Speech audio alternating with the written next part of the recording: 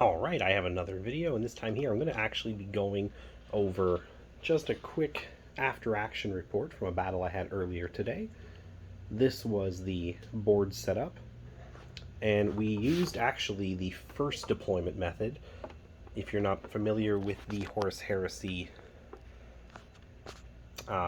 deployment options, number one has basically each player on opposite short ends, and they deploy in sort of a triangle space with 2 feet between. So I was on this side, so basically going into the back of and behind the Arbite's precinct, and he was on the other side, so he had some ruins and some bunkers and stuff, and we moved forward and met in the center, basically literally fighting at the top of the ramp here eventually by like turn 2, maybe 3. So his army, as I remember it, he had a Land Raider Phobos. Inside that were 10 of some kind of Space Wolf unique unit. I think they were like Grey Hunters or something like that. I forget all the. I haven't learned all their names yet. And he had a special character with them. Again, the name is escaping me. I should have got him to write this stuff down, but he was a Terminator character with a bonus that everybody on the board, I believe, had preferred enemy, and a couple of other things. And then he had 2 Contemptor Dreadnoughts. He had 3 Scimitar jet bikes, another 10-man squad of like Grey Hunters or whatever they're called in the Space Wolves. And I think that was everything he had. We played 1,500 points. I have in front of me my army. I took a Praetor with a Paragon Blade and a Combi Melta. I have 20 Marines that had the chain bayonets, and they had all their upgrades, plus a Power Fist and a Plasma Pistol. I had 10 Assault Marines with 2 heavy chain swords and then a Power Fist. I have the Spartan Assault Vehicle, and inside that were 6 Contakar Terminators for my Night Lords. They're a unique unit that have some cool bonuses and came with some cool weapons. Everybody has a chain blade, but also they each come with a Volkite. Just one second here while I remember how to say this word. Volkite Cavator, which is a 10-inch range, 6 strength, 5 AP, heavy 4 deflagrate? I'm not sure again how to say some of these words. But essentially just means every time you wound and the wound goes through, you get another shot that automatically hits. So pretty cool. And then I have a Contemptor with the Gravis Las Cannon and the Gravis Power Fist. So these were our 1,500 point lists. They were really fun. We had a lot of rules to learn. We haven't played an edition like this since 7th edition, so weren't familiar with all the keywords and stuff anymore, so we had to look a lot of stuff up, and we decided 1,500 points would let us have a few toys, but also would let us not have to worry about flipping everything through the flipping through the books so much. It would give us a chance of like, okay, well, once we know what our 4 or 5 units each do, we wouldn't need to check so much the units. It would just be like the odd special rule, and that worked out pretty well. And it was still a very fun game. It took a couple of hours to play total with all the checking and whatnot. It took really more prep time than anything, going through the books and stuff with him while he was checking out his army options, and I was doing the same for mine. I'd already sort of figured out what I wanted, but figured I'd tweak it while he went through his. Anyways, first turn. My Spartan was fired upon. He had first turn, he shot it, and he exploded it. So right off the bat, the Spartan died. What I learned there was that the flare shields for 50 points are probably worth it. He would not have been able to penetrate me. Oh, actually, before I continue, I should say, I forget what Rite of War he used now. It didn't come up too often. But mine was the Night Fight one, the Terror Assault, and really an excellent powerful choice. I kind of wanted to see how powerful it was, but it just on paper it seemed really good, and it was. I managed to keep Night Fight for the entire game, right to turn 6. And while that's close enough that the shooting range isn't affected anymore, it did mean that he was really just dealing with a lot of lower ballistic skill shots. So that was definitely really helpful. It kept a couple of my things, like my Contemptor Dreadnought, alive for quite a while. Oh, and the mission was Blood Feud. And he chose infantry as his target, and I chose the Dreadnoughts. He had 2, so I decided that's what I would go with. So anyways, back to first turn, he blows up the assault vehicle on the first shot. It's not been able to do anything, although I did try, I shot back essentially, and I was able to actually do 3 hull points of damage to him in return, but I lost it and 1 Conticore died in the explosion. Otherwise, he moved up. Nothing else in his army was in range to shoot, so it went to me. I also moved up. Mostly my guys sort of just climbed up the back of the precinct house, those that were still at the bottom of the walls, and we moved up. And thankfully there was no templates, because he would have slaughtered my dudes. They were so close together. The Conticores, they ran up. They didn't run because of the Terminators, but at least that's my understanding. If I'm wrong on that, let me know. Anyways, the Terminators move up, and they kind of get into position, but there's nothing really happening that turn. And I take a shot with my Dreadnought at his Land Raider, knock it down to 1 hull point, and that's my turn. So far, definitely in his favor. He's picked up like over 3, whatever that is, like 375 points or whatever for my tank, plus the 30 some odd point Conticore. But otherwise, my army's in decent shape. He's not scored any points, but neither have I. The following turn, his troops disembark from his Land Raider. They move up. His Land Raider takes a position to fire. Is ineffective, can't do what it just misses its shots, or they don't wound, or I make my invulnerable save on the Contemptor. Basically, it works out that I think he does 1 wound to it out of its 6. The rest of his men get really close. His bikes move off to the side here and get into a position where they can start shooting at my Legionnaires.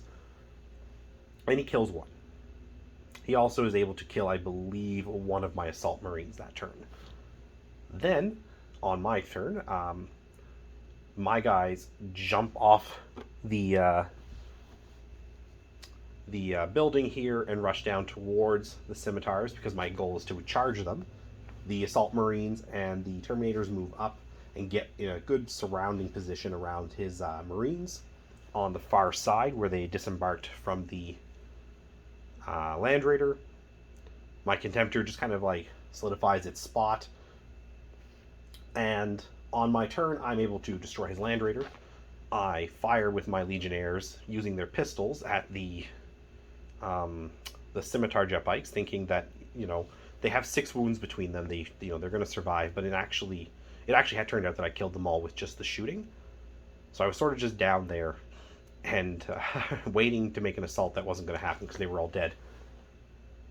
And even though I fired all those Volkite Cavitors, I think they're called again, from the Conticars into his Space Marines, I only killed 2. And when I charge, and I think the bolt pistols, on the Raptors, they don't kill any. So I charge in, and it turns out to be a draw in combat. He kills 1. I kill a couple, but he does have a bonus, +1, due to something in his units. It might have been a Vexilla, I forget. Anyways, my turn ends, ups and downs. I finished off his Land Raider to match mine, and I've gotten rid of his jet bikes.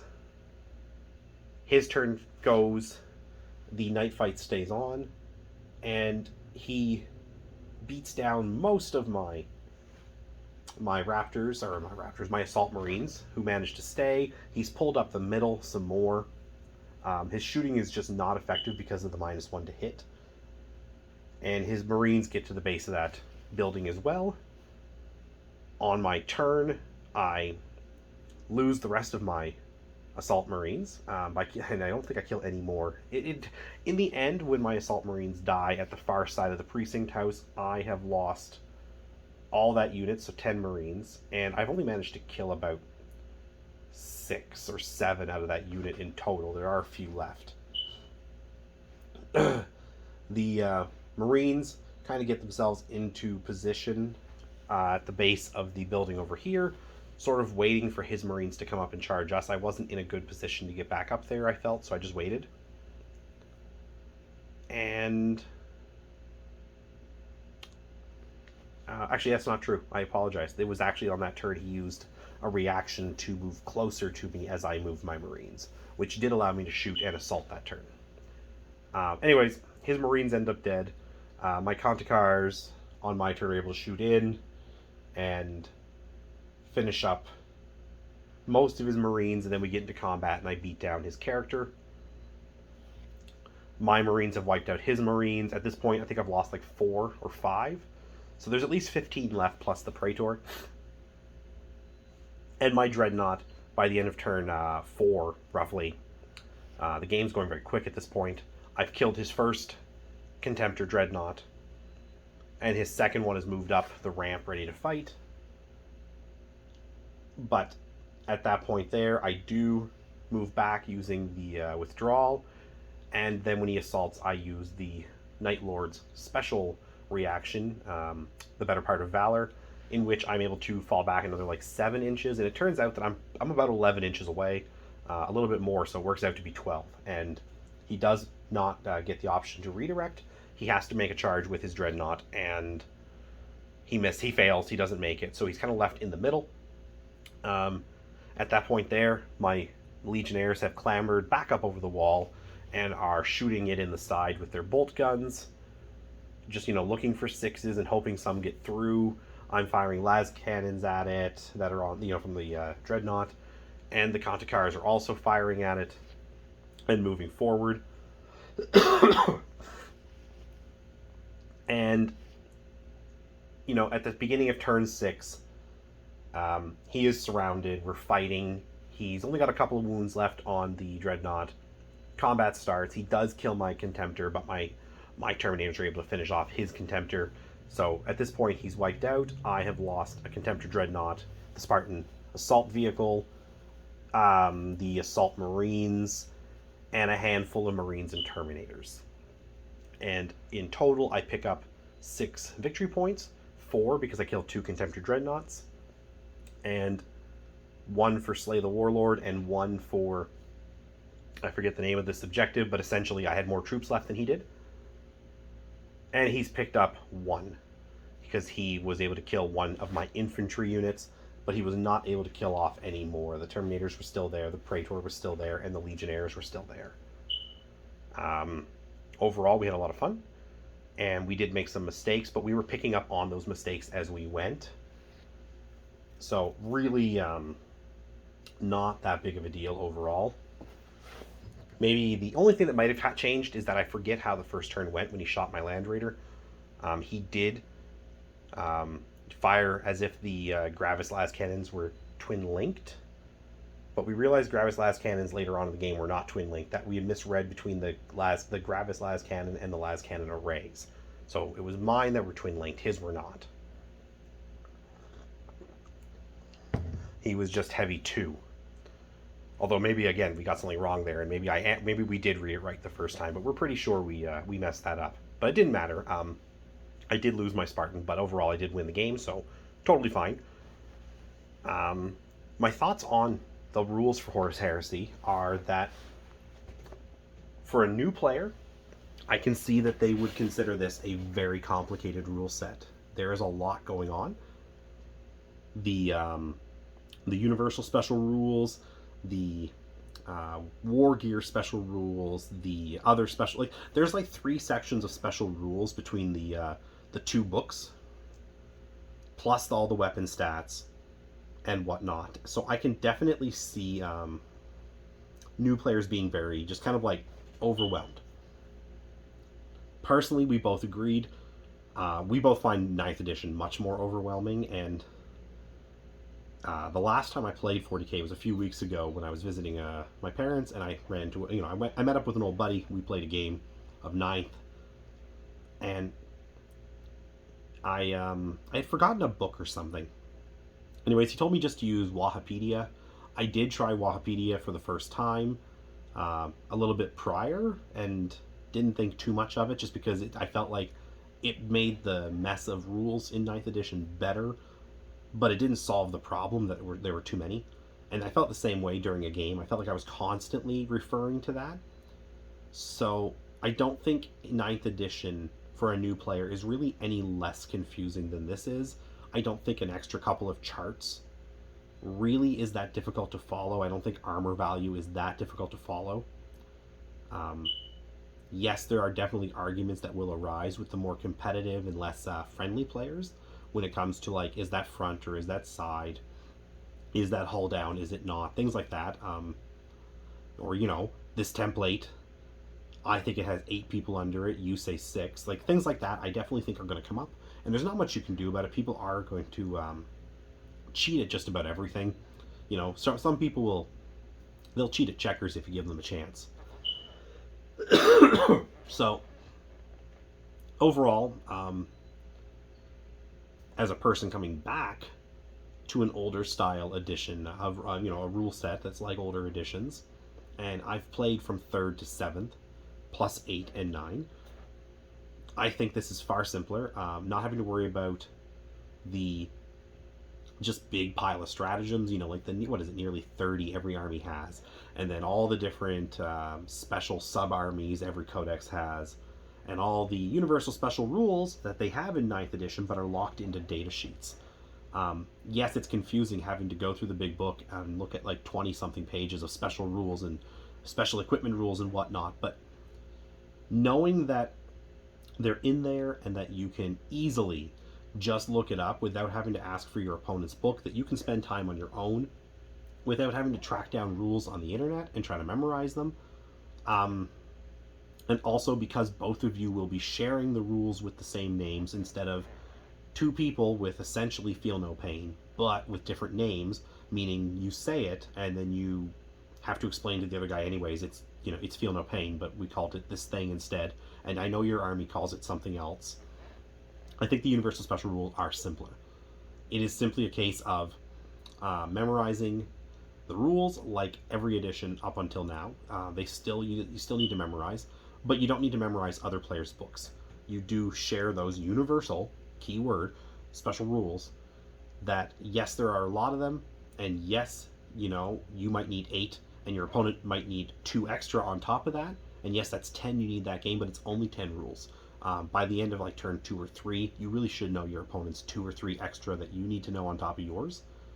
And it really shouldn't be an issue. I really think that by the time you've played 5 or 6 games of Horus Heresy, you will know the rules. You will understand the weapon skill and strength versus toughness charts. We had that figured out pretty quickly. Yes, we've played before, so there was that, but always wounding on a 6, yes, it makes the game simpler, but it has turned 9th edition into math hammer. How many dice do I have to throw to make sure I get enough 6s, to make sure you get enough 1s, to make sure your big, giant, scary thing dies? It doesn't matter that I'm shooting 150 conscripts at you, and that they should, in theory, have no way, by the lore, to actually hurt you. The lore will still tell us las guns are bouncing off of a las cannon, off of a land raider, and rightfully so. But in the game, for supposedly the sake of simplicity and making it more accessible, those las guns are now destroying a land raider because there's lots of them. And I feel that new players might be fine with that until they start reading Black Library, which GW pushes. They want us to buy the lore books, so even new players will eventually become veteran players and then start questioning, why can a las gun hurt a land raider? Or, why is a las gun doing anything? And yes, in some cases it might. Las guns versus something that's toughness 8 probably still could hurt it in the lore if you fired enough of them. But I feel like, in the game's purposes, because it's not plot armor and whatnot happening, that it makes less sense to even worry about it, because it won't be a lucky shot anymore, and you would need so many that I don't think this edition would really work for that style of gameplay anyways. We threw a lot of dice, but buckets of dice are not going to save you in this edition for the most part. Once you really get deep into it and there's lots of vehicles and people are bringing super heavies and people are bringing titans, or they're simply bringing 150 marines of various types, you both are going to have buckets of dice, I guess is what I'm getting at. And instead of worrying about, did I bring enough bolters to kill his Spartan, I prefer that we now are back to a system where, did I bring enough las cannons to kill his Spartan? Did I put enough guys with melta-guns in a rhino? Did I use them properly and were they able to safely get there? Or did I get unlucky and they, got disabled on a rock? Or did he, counter my strategy and block my rhino from making it in whatever way he could figure to do that? I just find it's a lot more tactical, a lot more strategic than 9th edition. I do think 9th edition has turned into I'm going to throw more dice than you, and mathematically speaking, why are we even playing? I'm going to win. That's not fun. And this here, Horus Heresy, this is fun. I'm going to continue playing Horus Heresy as it's intended. My friend's already decided that he wants to play some more. He's looking at what he's going to get. He just used his old, Space Marines. So, these were, Space Wolf, regular Space Marines, Space Wolf, Primaris, and whatnot. I don't care. I mean, they're, close enough. They're on the right base size. It didn't make a difference. We both had fun, and that's what's important. But again, he's already looking at what he's going to get and what we can do to, expand these games. We're both looking forward to that. And I think we have a couple more people that we can, kind of rope into this. The other thing I'm going to keep doing is I'm going to keep trying to figure out how, I can make the 7th edition Xenos books, and the non-marine essentially work with this. I don't know if I would try to even run 7th edition codexes versus Horus Heresy marine lists. I don't think it would work. I do think we'd have to go back to 7th edition marine books as well, but that's okay. I think the core rules of Horus Heresy are much better than 7th.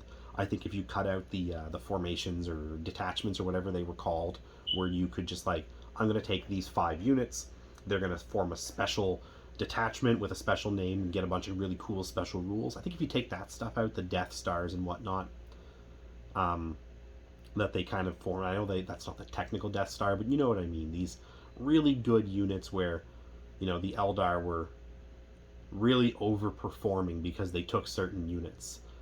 I think that's going to really make a big difference in the fun level. That was one of the things that ruined 7th edition, where there were, again, just like 9th, too many rules that you had to follow and too much overpowered stuff.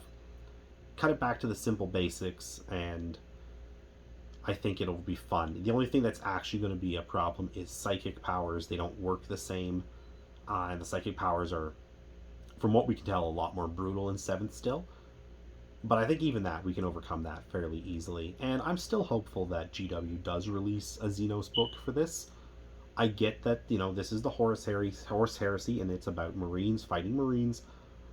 But I do not believe for a second that, the Orcs and the Eldar and whatever alien horrors they were fighting stopped fighting them during that and said, oh, geez, those guys, they're having a civil war. Let's just zog off back to our area and, let them have at it. That would be rude if we, declared a war on the middle of their war zone. Don't think that's what happened. I don't think Top Hat Orcs were harumping and going back to the cigar room. I think that they were taking advantage and saying, oh, that looks like a lot of fun down there. Let's go bash some skulls and get some teeth.